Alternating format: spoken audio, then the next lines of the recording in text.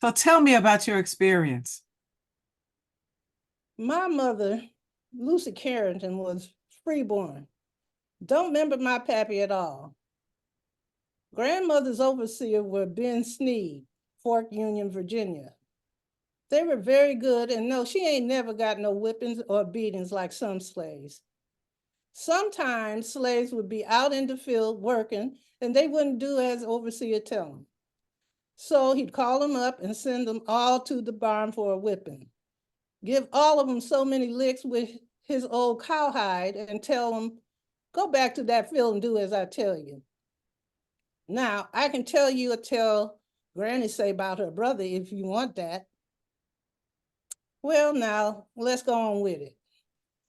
Said they had whipped one of the slaves terribly bad, so George, Grandma's brother, said he cited in his mind just what he was going to do the next time his master or mistress whipped him.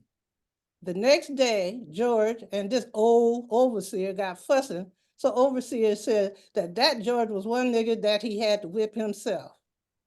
Master told overseer to bring him down to the barn, that he bet the time he finished with him, he'd have himself.